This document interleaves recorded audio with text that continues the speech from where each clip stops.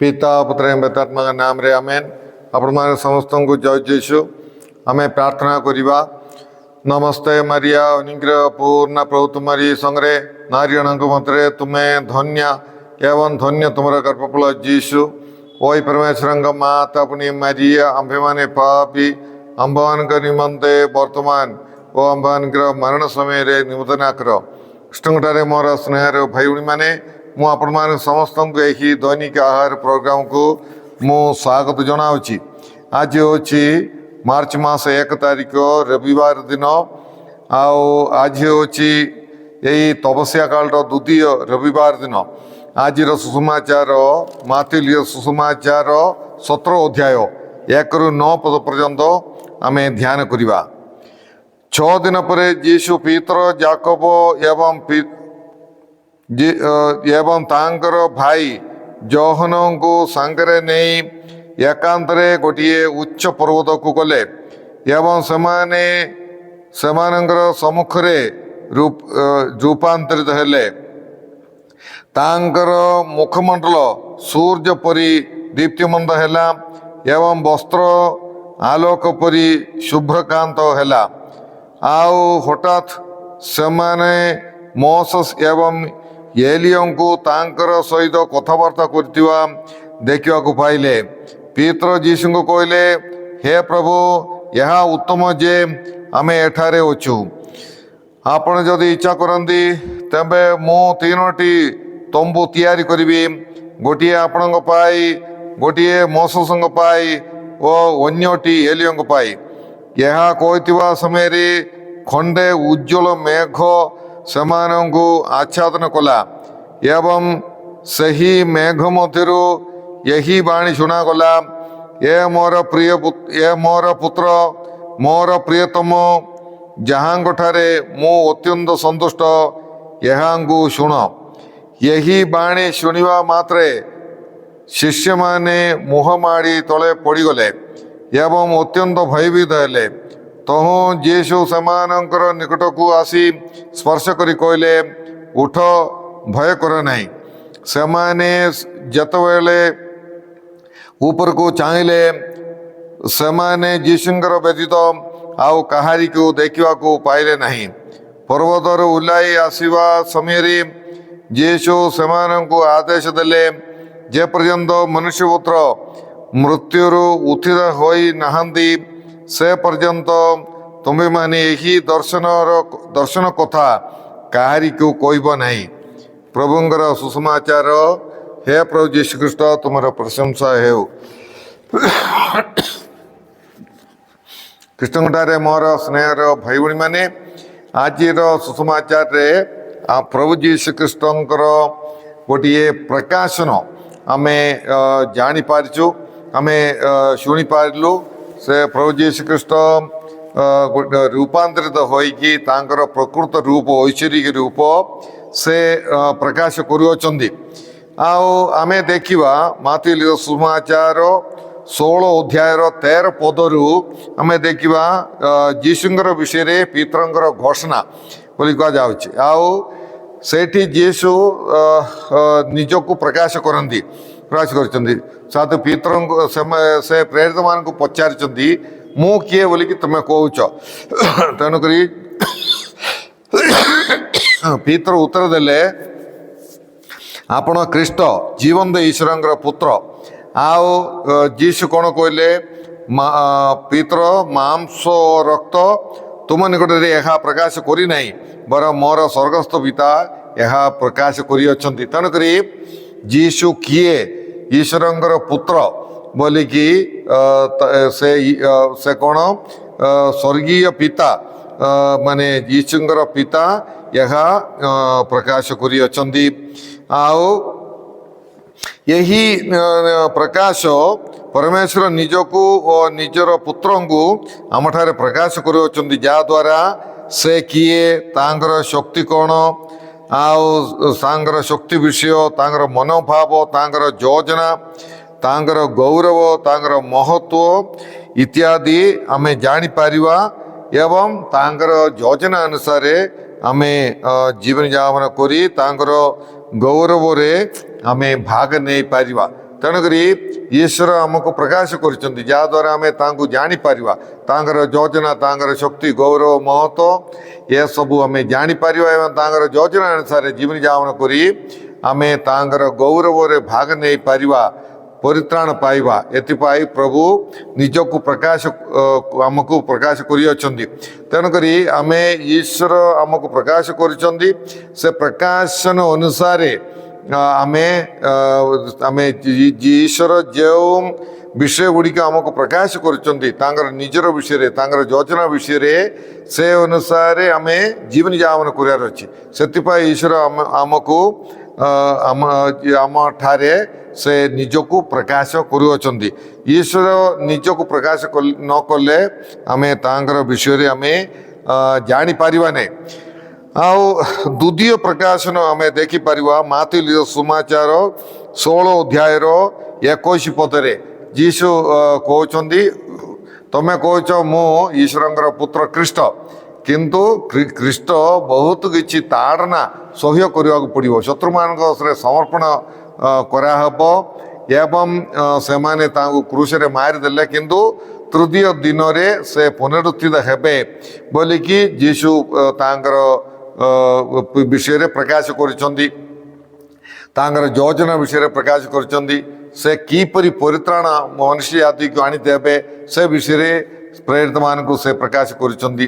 କିନ୍ତୁ ସାଧୁ ପିତର ଯୀଶୁଙ୍କୁ ମନା କଲେ, ଏସବୁ ତୁମର ଜୀବନରେ ନ ଘଟୁ ବୋଲି ସେ ମନା କଲେ। କାରଣ ସେଇ ଈଶ୍ୱରଙ୍କର ଯୋଜନା କ'ଣ ତାହା ପିତର ସ୍ପଷ୍ଟ ଭାବରେ ସେ ବୁଝିପାରିଲେ ନାହିଁ, ତେଣୁକରି ସେ ମନା କଲେ। ଆଉ ସାଧୁ ପିତରଙ୍କୁ ସେ କ'ଣ ଅଛି, କ୍ରୁଶ ଦରକାର ନାହିଁ, କ୍ରୁଶ ନଥାଇକି ଗୌରବ ଦରକାର।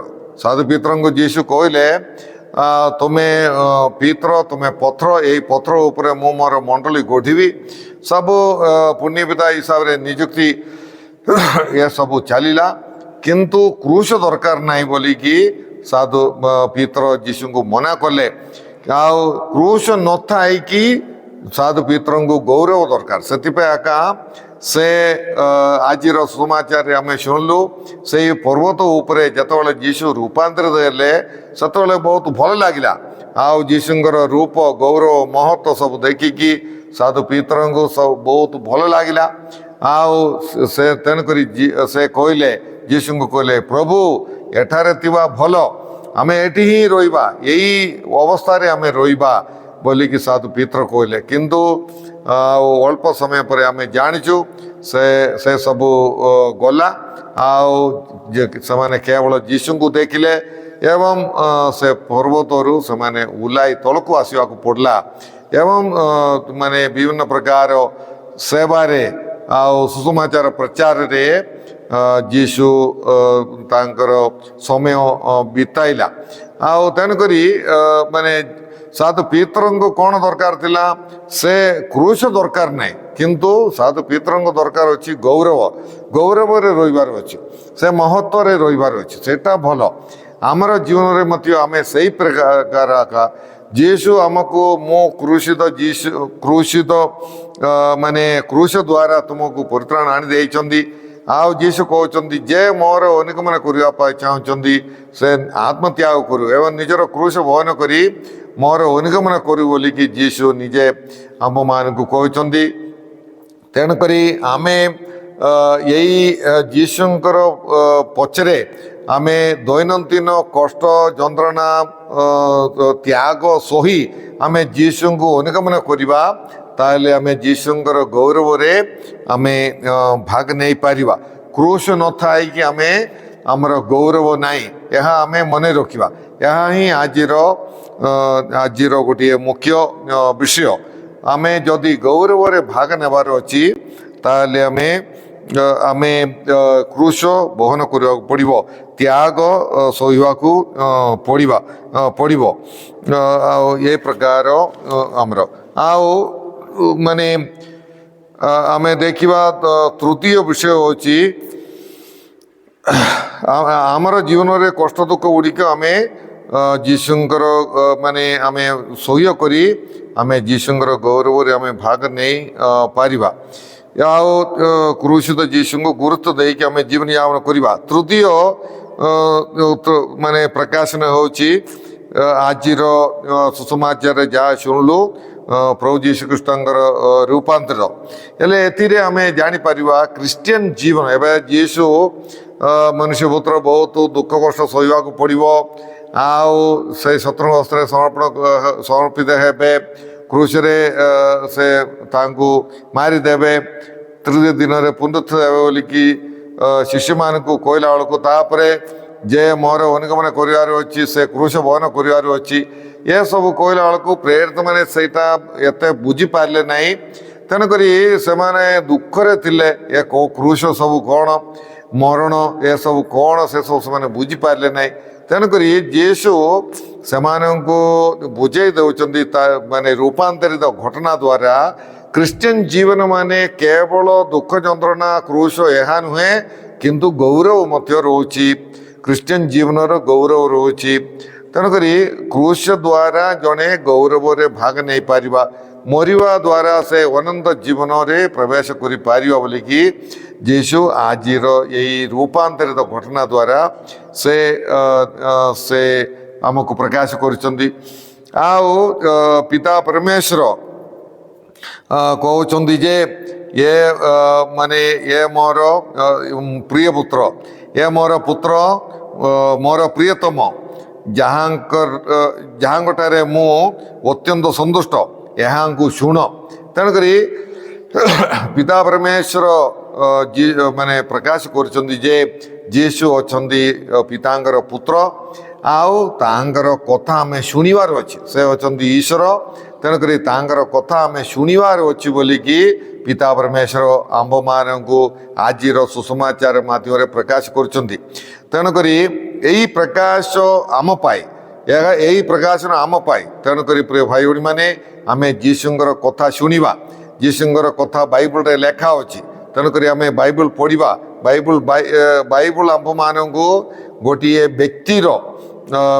ବ୍ୟକ୍ତିର ବିଷୟରେ କହେ ଯୀଶୁଖ୍ରୀଷ୍ଟ। ଗୋଟିଏ କେତେ ସେଟ୍ ଅଫ୍ ଆଇଡ଼ିଆସ୍ ନାହିଁ, କେତେ ଆଇଡ଼ିଆ ଗୁଡ଼ିକ ନାହିଁ, କେତେ ବିଷୟ ଗୁଡ଼ିକ ଆମେ ବୁଝିପାରିବା ତାହା ନୁହେଁ, କିନ୍ତୁ ଯୀଶୁ ଗୋଟେ ବ୍ୟକ୍ତିର ବିଷୟରେ ଆମେ ଜାଣିପାରିବା ଏବଂ ସେଇ ବ୍ୟକ୍ତିର ବିଷୟରେ ଜାଣିକି ତାଙ୍କର କଥା ଅନୁସାରେ ଆମେ ତାଙ୍କର କଥା ଶୁଣିକି ତାଙ୍କର କଥା ଅନୁସାରେ ଜୀବନଯାପନ କରି ତାଙ୍କର ଜୀବନରେ ଯେଉଁ ଉତ୍ତମ ନମୁନା ଗୁଡ଼ିକ ଆମ୍ଭମାନଙ୍କୁ ସେ ଦେଇଛନ୍ତି, ସେଇ ତାଙ୍କ ପରି ଜୀବନଯାପନ କରି ତାଙ୍କ ପରି ପ୍ରେମ କରି ଆମେ ମଧ୍ୟ ଯୀଶୁଙ୍କର ଗୌରବରେ ଭାଗ ନେଇପାରିବା।